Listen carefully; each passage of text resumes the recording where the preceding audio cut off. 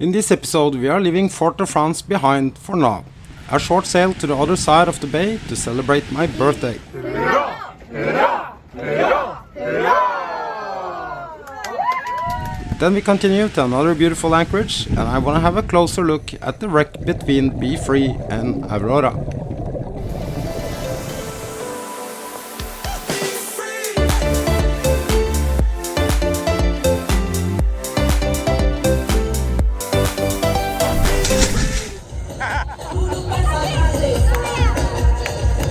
In the previous episode I took you with me to the Carnival in Martinique. But what I did not share was that I also had the pleasure of meeting this lovely Swedish family from Ran sailing. After the Carnival we said see you later and fair winds, as I did not expect to see them again in a while. But as Ran also said in their episode from the Carnival, a sailor's schedule is written in the sand at low tide, and you never know what's next or who you're gonna meet when or where.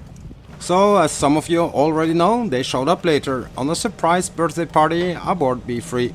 Earlier this day, my friend Terje, that's my guest for a week, also had a nice surprise for me. Special delivery for the birthday boy. Hey. Oops. And of course, his dog could smell the bakery on his way. So, Terje brought some birthday cake. Ah, that's really nice. Thank you. Oh, you're welcome. Happy birthday. Thank you. But where is the candles? I guess it would be a challenge to fit 29 candles on this cake.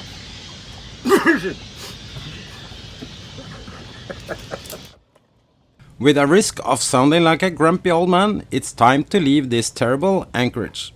Honestly, it's a nightmare to be anchored in Fort de France. The reason is the ferries, as I pointed out before. Sometimes it looks like they are racing each other, and even go at max wake speed between anchored yachts. Living your interior like this, even worse than crossing the Atlantic on a rough day. But the good thing being a sailor, we do have a choice. We can always move to another place, as we did now when the Carnival was over. We are not going far today, just to the opposite side of this bay to a place called Anse-Mitan.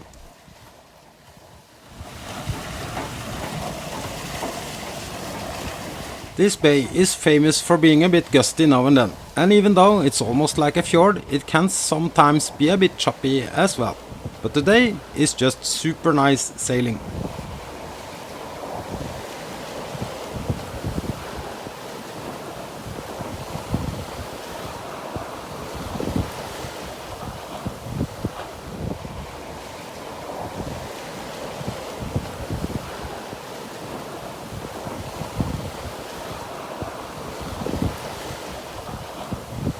Not sure if it's me that having a sailing problem, or it's the effect of sailing such a nice boat, but Be Free always makes me want to take a detour, just to make the sail a bit longer, as we both seems to enjoy it a lot.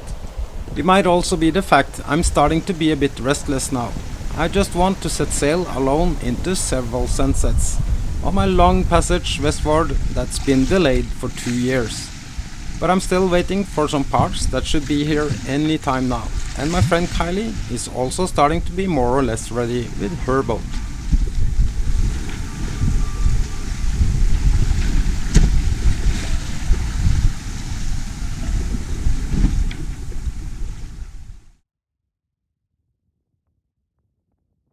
Back to reality and our new location for the next 2 days. Anse-Mitan is a more touristic place and can even give you a feeling of being in the Med, with its cozy small bars and restaurants, and even a small marina with a seafront restaurants on the east side.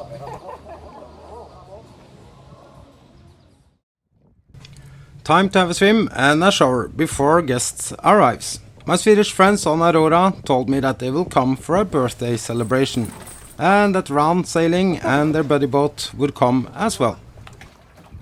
Jag skrev det också. Men det är egentligen Men, får barnen lov å gi bort øl? Ja, det var pappas present. Vad snyggt alltså. Kolla. Härligt. Till Thomas, ja. Tusen tack. Här, jag kan åka på. Har du har sett lite stand nu då? Banankaka med choklad. Nej, okej, då Bakat lite då. Nej, men jag kan inte den. Nej, jag kan inte den norska. Jag må leva, Jag må han leva, jag må han leva ut i 100 år. Ja, visst ska han leva, ja, visst ska han leva, ja, visst ska han leva ut i 100 år. Hip, hip, hip. Hurra, hurra, hurra, hurra! Vad handen i världen alldeles från första. 29 år! Tack! 4 år! Och 40. Är du så gammal? Jag var 3. Ja, det börjar alla då. Vem är choklad? Är det den? Det är någon Banan och choklad. Är det den? Ja, det är den, ja. Den mörka. Den är choklad. What a nice surprise and birthday to remember. I guess it's even more special when you are a solo sailor, being blessed with so many beautiful new and old friends, and all the kids were playing so nice together. There's lots of pretty nice places on this island. Ansmitan is definitely one of them. So we decided to stay one more day here, hang out with AURORA, that's soon sailing back to Sweden.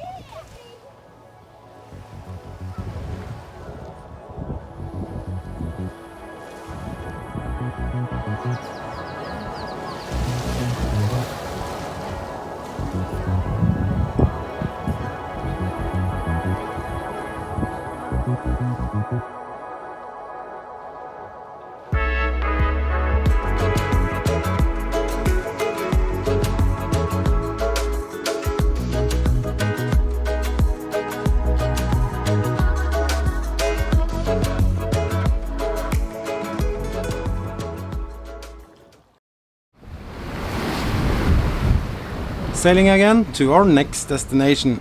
Also this time it's just a short sail in perfect conditions. During the entire cruising season in the Caribbean it's steady around 20 to 25 knots of wind. To me this is sailing heaven, and Be Free really loves conditions like this.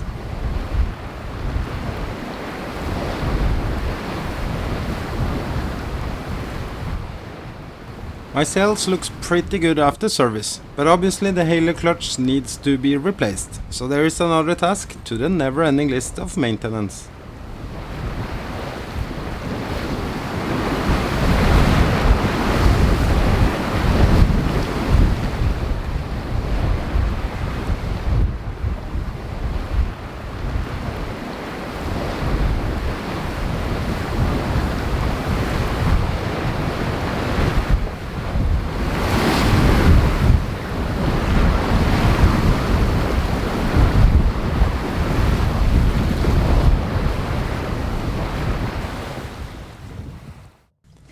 This is one of my favorite bays to anchor around here, and I've been here quite a few times whenever I have been in Martinique.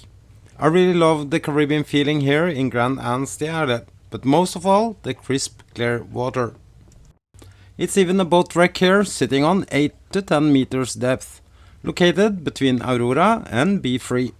So I wanted to find out how it looked like now and suit it up with my scuba gear, hoping to see some sea turtles as well.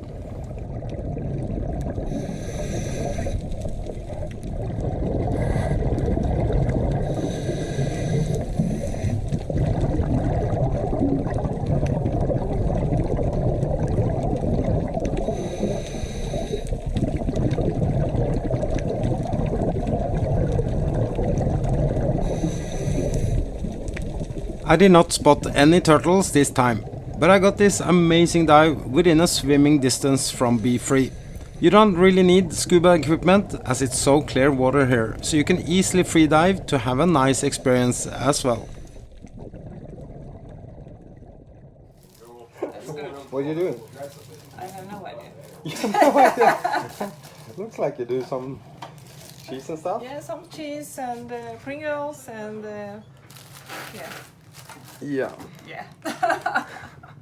And some more cheese upstairs. You know, and this some is- red wine. This is the Caribbean version of Tina's kök. Yeah. No, maybe not.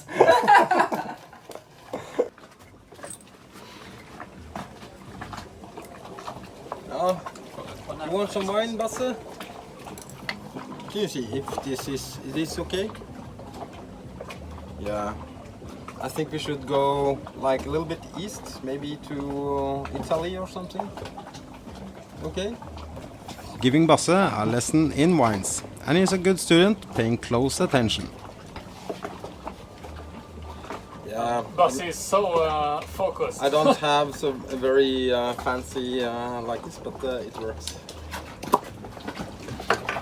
You want to smell it? Smells good. Okay. Approve. So, anyone wanna have a taste? Yes. Yes. I really love this family and trying hard to make them change their minds not sailing home to Sweden. Yeah, but then there's another good thing, and then is when you have really good neighbors, they follow you to the next anchorage. In the next episode we are sailing back to Le Marine, and I'm gonna try to share some tricks I use fighting this famous challenge of changing winds and strong currents around Diamond Rock.